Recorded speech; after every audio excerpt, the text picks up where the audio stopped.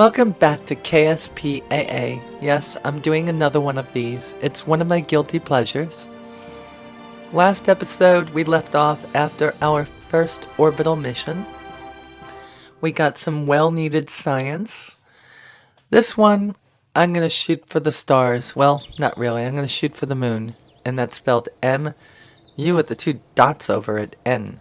So we're going to shoot for the moon, and we are going to try to orbit it.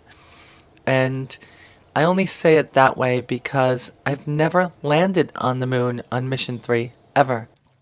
I think I'm getting better at this game, a lot better.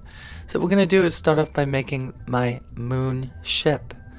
So of course we need a capsule, but what I find that I'm going to do with this is take the capsule and science in 2 of the goo containers.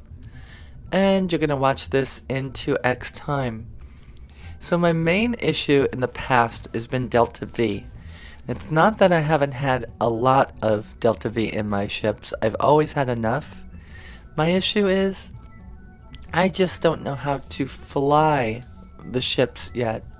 This is true Newtonian orbital mechanics, not the things that we're going to be dealing with in in Star Citizen. This is real life. Well, real life today. We don't have inertial dampeners or engines that are able to go single stage to orbit and still have enough fuel to go interstellar. This is typical rocketry, where you expel mass through a nozzle to try to move forward. So you have to carry a lot of mass with you to be able to create the thrust that you need to get into space. And one of the things I've been doing in the past incorrectly is I really point in the wrong direction too long. A lot of people come into a game like this and point straight up and think you're going to get into orbit. And that's not how things work. You need to point at the horizon at some point. So you have to start off pointing up and pretty much end in a horizontal flight around the Earth. Orbit is actually a constant state of falling. It's hard to understand that. I guess the easiest way to understand that is to look at the parabolic curves that the airplanes take, or I should say parabolic flight paths, to simulate weightlessness while the astronauts are training. Also, shooting movies. I think most of the Apollo 13 was shot in that way. So here I am with pretty much the ship that I'm going to go with, and essentially I'm typing in the things that are going to be funny. Essentially, here's my ship. I hope to orbit the moon with any luck. I'll land on it, and God, I hope I can make it back. So the next few minutes are going to be spent trying to come up with what I'm going to say there. So we'll just go on from there. So in watching a bunch of Kerbal Space Program videos from Scott Manley, Huck Gaming, and Operation DX, I've started to copy their flight paths. And yeah, it would be easy just to get MechJeb or some autopilot to do this, but I'm trying to learn the game, not make it simple. I like a challenge or I don't play the game.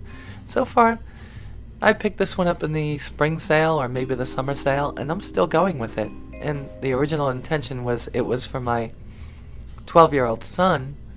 He's since moved on to saving the world and ridding it of its terrorists and communist threats in Battlefield 4. At least that's what I think they're doing there. Okay, a little bit of OJ for me because I am dying. Here we are on the launch pad. As soon as physics kick in, it looks like this thing is going to fall apart. Might as well just skip the EVA on the launch pad and get this thing into space as quickly as possible. Alright, we are launching, and looks like Jebediah, I think that's Jebediah. It's got the orange suit, right? He is the pilot for this one. I think Bill is going to be the pilot on the next mission. But Jeb is starting this one up pretty slowly. But it's kind of weird. This one accelerates at a snail's pace at first. And then all of a sudden, before I know it, I'm at 135 kilometers above Kerbal, and I'm starting to go, oh my lord, what happened here? So, watch and see. It's not a pretty rocket, but it does its job. I think I brought a lot of fuel with me. I wonder what happens when this game actually goes live and you have to pay for all those parts. Would I have enough? Alright, so I passed the 5,000 meter mark. And I'm starting my gravity turn, which is where I start pointing in the direction of the Earth's rotation. Or Kerbal in this case.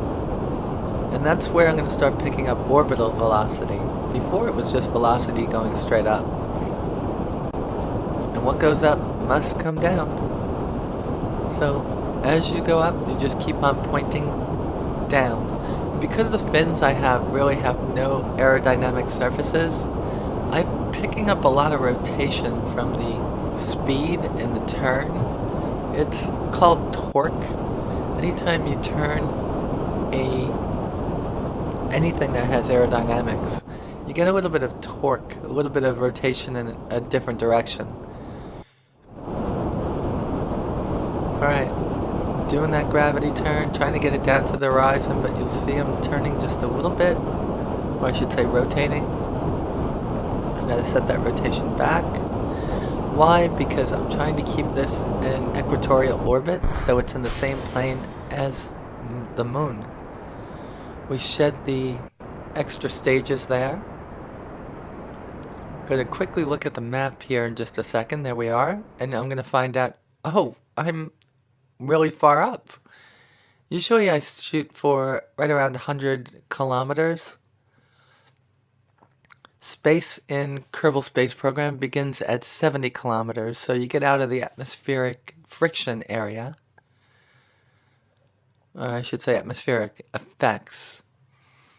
At this point, what I'm doing is trying to circularize my orbit, which I come up with a pretty decent one here. And then I go back to the globe, the navigation ball, nav ball, and I'm going to point towards that marker. You could probably hear all the sounds. I am still sick as a dog. I'm coming off of it, and for some reason I feel worse than I have in the last few days. Still have to work today too. So we point at that nav ball, and then speed up time as soon as I get it on there. Without reaction wheels or RCS, it takes a lot to move this ship.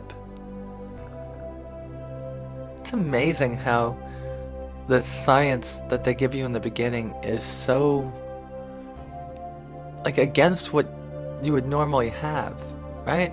You should have probe bodies and things like that first. There I am trying to turn off my notifications.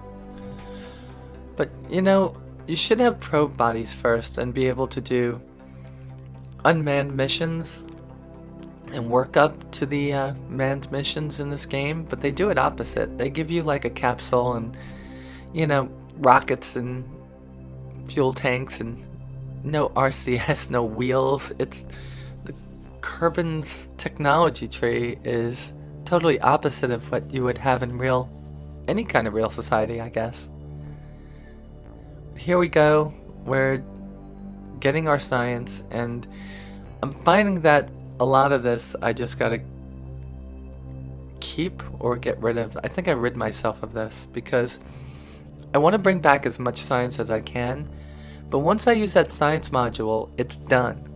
So collecting science from the surface of the moon is going to give me a lot more science than, you know, using that science station to collect and send back to Kerbin now. So I'm trying to unlock as much as I can to start off with. I might make 2 or 3 runs to the moon in Minmus before I start branching out. Ooh, you just saw. Whoa. That's gonna happen a couple of times, and that's because for some reason all of a sudden the nav ball little triangle is down where my dock is. My dock is usually to the left, and I guess when my kids were over they moved it so it gets in my way, and I opened up iBooks there for a second. Alright, so we are now using the transfer stage, which is evidently it's time for me to get up and get lots of email all of a sudden. We've now ignited the transfer stage, which is going to be what takes us from Kerbin orbit over to the actual Munar orbit. I'm trying to say it the right way. I mean, Munar, M-U-N-A-R, I guess, with the little dots above it. Umlas, I think. Should know what they are. They're in my middle name, Zoe, over the E. So, I'm going to pretty much get probably one of the best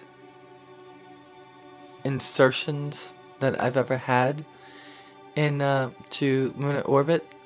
And I guess it's because I'm learning just ever so slightly which way to go. And move that over to the... Yep, keep moving it over. Keep moving it over. Up, keep moving it over. And there we go. It's not going to be that long of a burn.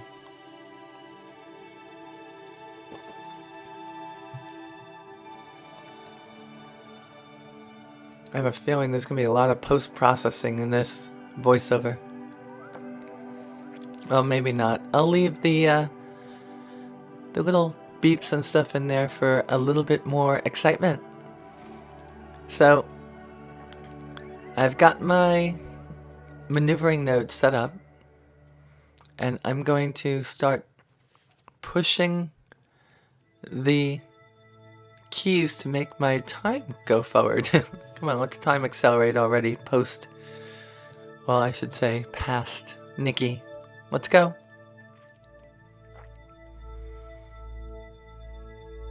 Well, evidently I walked away for a while. Oh, there I go. We're finally going as quickly as we can around Kerbal. And I didn't do any spacewalks or science collecting in Kerbal orbit. I'm gonna save that for a space station that I'm gonna build as soon as that's possible. In other words, the minute I have docking nodes and the actual solar panels. So we get up to the area where we could actually start firing or burning. Here we are. We're gonna look at our ship. Look how pretty it is. Aw. And, you know, I took the legs along with me with the hopes that I would have enough, well, I'd have enough intestinal fortitude. Well, I have Jebediah with me, so, you know, at least he's happy. He's not the smartest guy in the world, but he's definitely the happiest guy in the world. Well, Kerbal. Just a few seconds away from burn. And there we go. We're firing on all cylinders. The little hamsters are running around on their wheels. And it's not that long of a burn. I think it was somewhere between 20 and 40 seconds.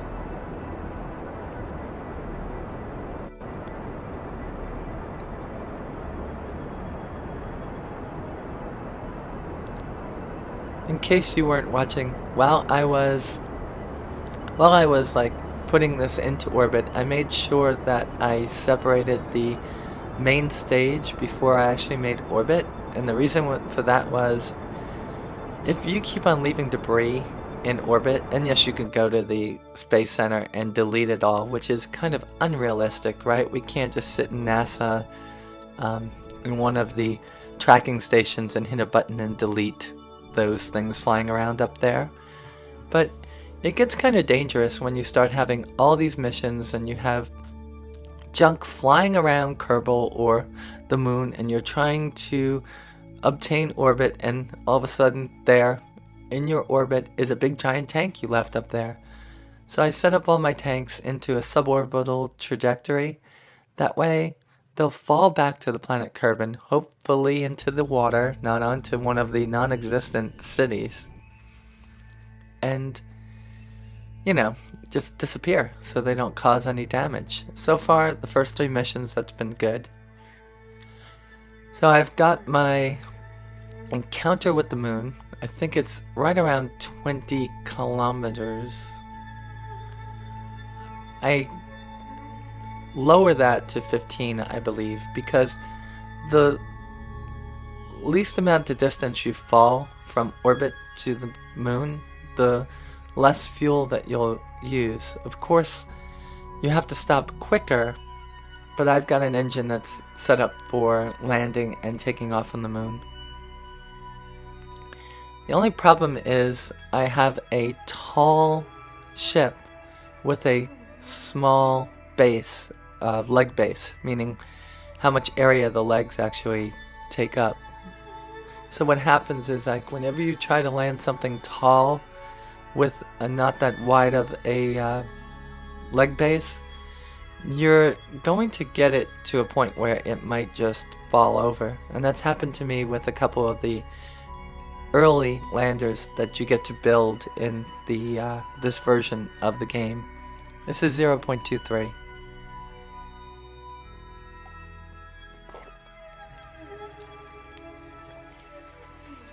If you look at my first one, you'll see that I had a really, really wide wheelbase on that moon car. And that was sandbox mode. I was running MechJeb. Essentially, when I was playing the game in the beginning, it was all autopilot, and I started to get a little bit bored with it. And when I saw Scott Manley's hard challenge, hard mode challenge, I tried to take it, and I just didn't know enough of what I was doing. So I'm in the medium challenge here. What does that mean? I've got the docking alignment tool, but so far I'm not using MechJeb. I think I might download it, or I might have downloaded it already, and I'm going to use it only as a to create windows that actually show me the orbital velocities and different engineering type stuff that I need. We are now looking to insert into orbit of the moon. That's what's going on here. So I've got my maneuvering node, but I think I'm going to have to do this twice, because I realize I haven't collected any science yet. So I'm going to get Jebediah to go out into the interstellar space. Well, that's not, interplanetary space. It's still an Earth orbit, or Kerbal orbit.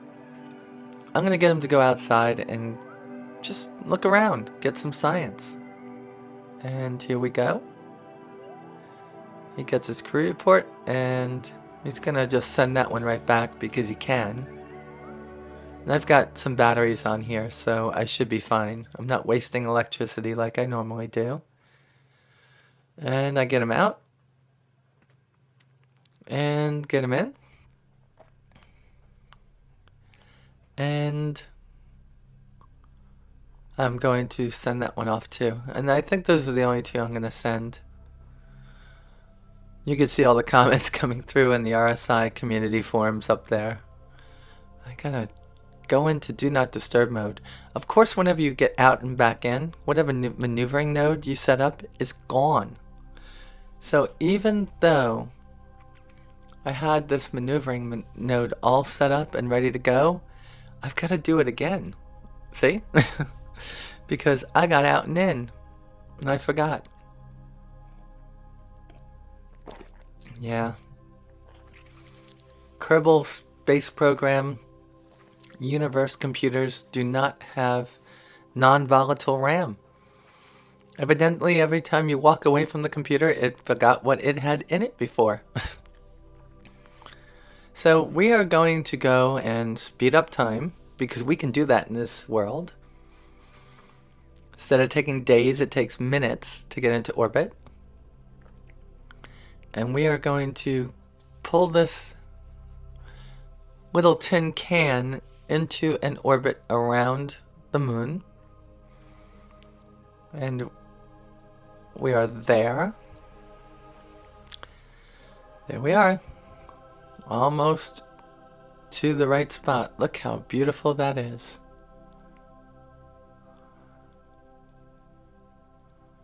Ooh. Sent off one. I wonder if that killed my... Oh, I still have half the electricity left. Alright, so we're looking at the planet, well, the moon's surface, and it's pretty good from up here. And I'm just waiting to get closer and closer to that node, and so I can fire. Obviously, I'm pointed in the wrong direction. No, it's the right direction. Because I need to slow down to orbit the moon. Right now I'm going too fast. Here's my burn.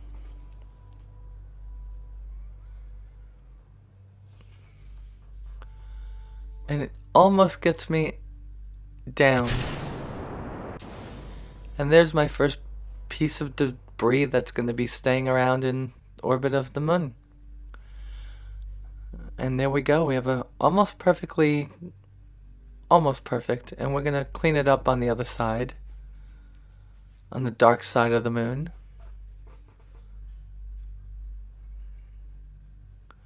And we're swinging around again.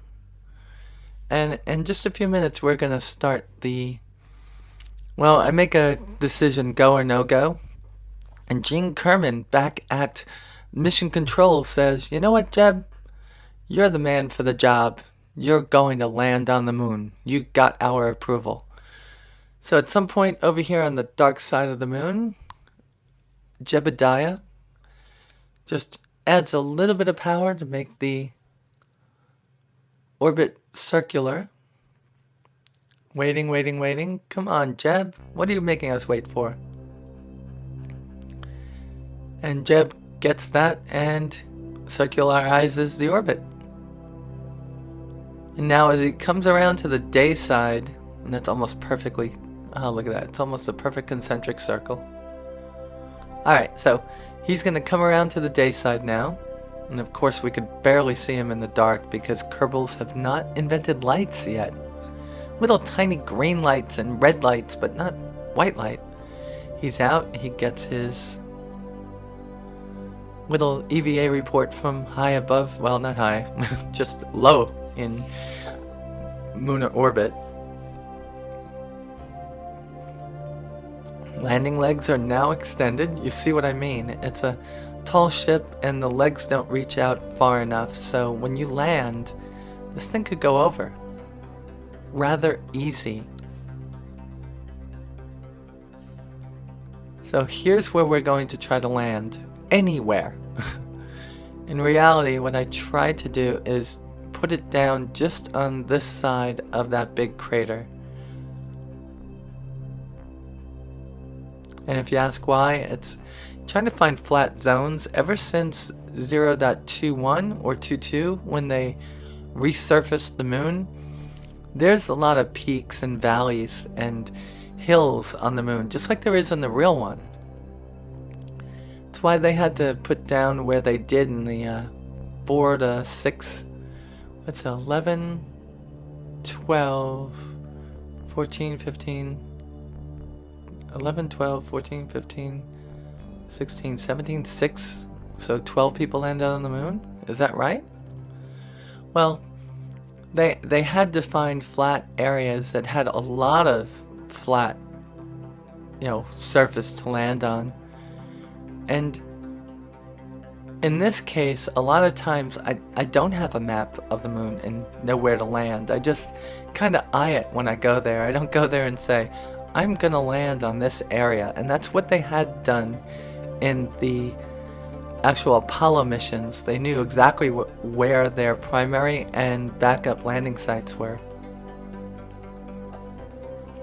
If you've ever watched the Apollo 11 landing, Neil Armstrong, kind of like the Jebediah here, had to take control of the LEM manually at one point because they were coming down in an area that was all covered with rocks, that there was no way they were going to be able to find a nice, close, nice flat surface without lots of boulders around. So he had to move it a few, maybe 100 or 1,000 meters, I don't know, and set it down manually, which is kind of weird because here in KSP, everything is manual. There is no autopilot, and if you do use an autopilot, half of the community jumps down your throat, and the other half goes, hey, use it.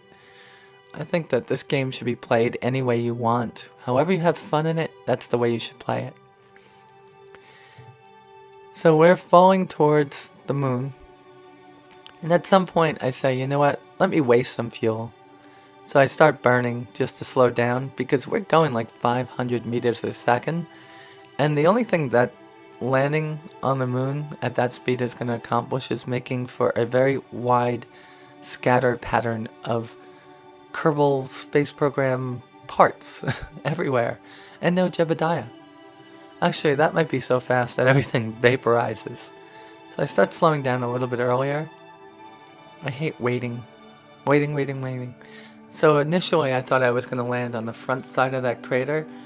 But I think as soon as I hit this time warp and I get to where I want to be, I say, you know what, let me just start burning a little bit.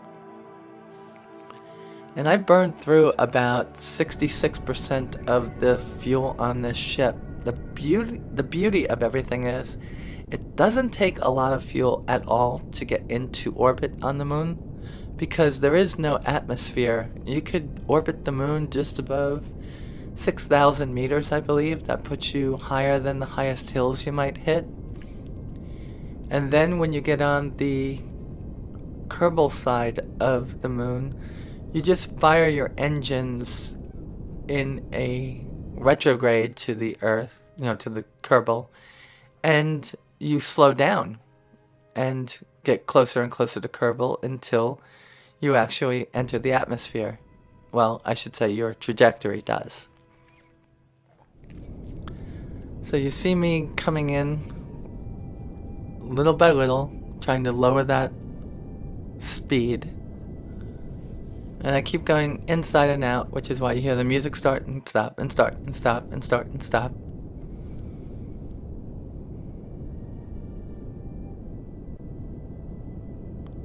And here we go. This is going to be the final few minutes of this. So we have probably about 8 minutes left of this video.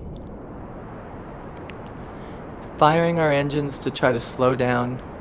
I didn't want to drag this on any longer. Plus, I think I did some computations. Yeah, there's some paperwork next to me that said that if I waited too long, the actual delta V that I had wouldn't be able to lower the speed quick enough to make a soft landing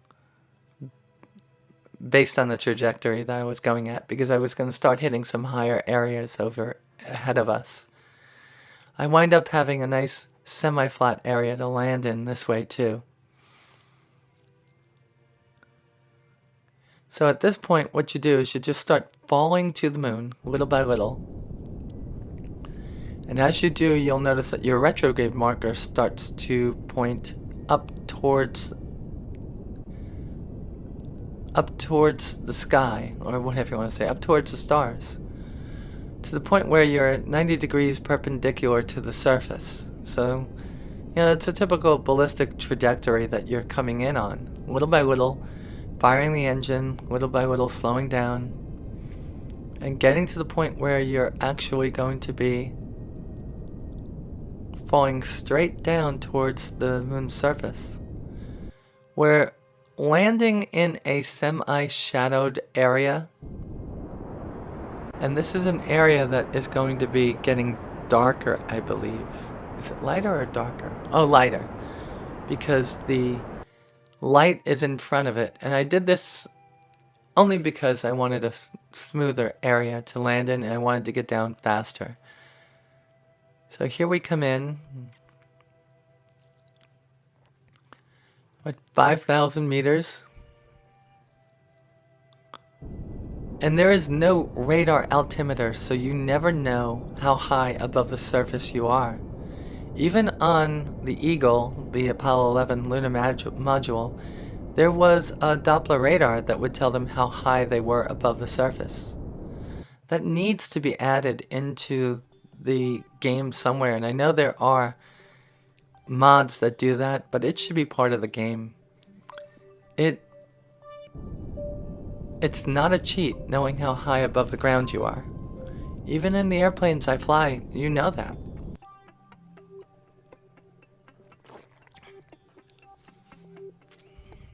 Well, I guess you know that visually.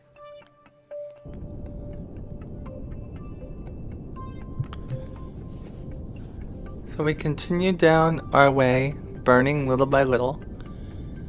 And we're finally coming within a few. Yeah, we're almost there. And it's hard to see because I guess Screen Flick made the screen darker than it needed to be.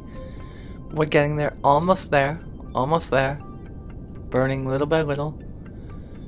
Still going a little fast. Still would blow up if we hit it, or at least break something.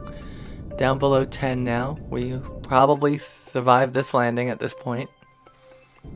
And almost there. I think we're within a couple of 100 meters at this point. Burning, burning. Jeb looks confident, still smiling, excited to be the first Kerbal on the moon. Getting there, getting there. Ooh, just a few feet left. I should say few meters. Oh. And we are down. But you'll notice it's kind of tilting back and forth. And that is the SAS trying to compensate.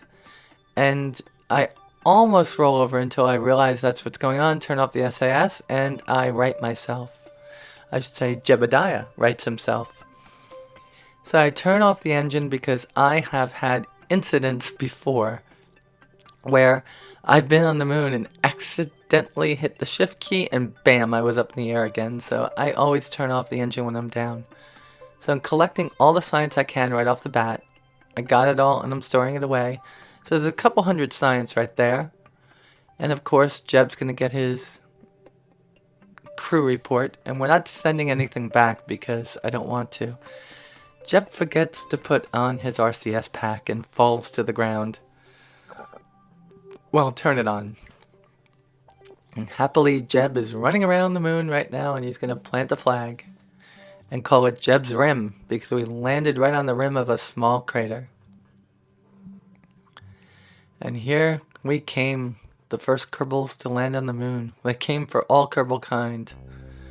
Of course, did anybody leave him directions on how to get him back? How does he start that thing up? All these things I type here now.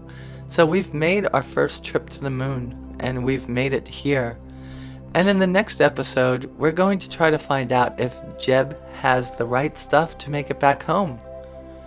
And when we do make it home, we're going to start having to think about what the next mission is. If we do a suborbital trajectory, an orbital mission, and then landing on the moon, that's essentially what we've done the last 40 to 50 to 60 years of spaceflight. We haven't really gone anywhere else with human beings. In fact, we haven't been back to the moon since the early 70s. And the biggest thing to hit the moon lately has been the Chinese rover that's there now, looking for God knows what. So, this is definitely one of my favorite games today because it has that, I guess it has the you can build it and see it work type mentality. So as we see Jebediah walking around, he's going to try to take a little run in his jetpack and see where he can go.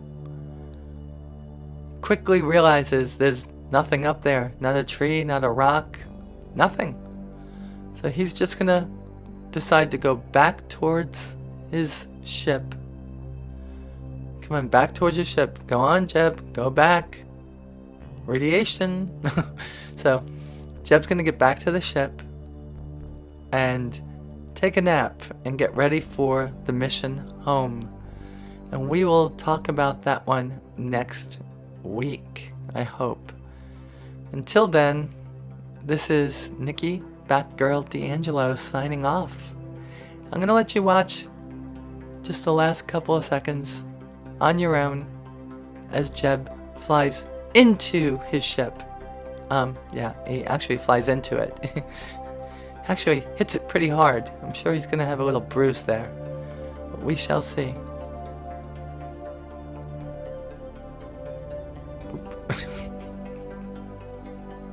There he goes. And he's on. Thank you, everybody. I really appreciate you watching, and I will be back soon.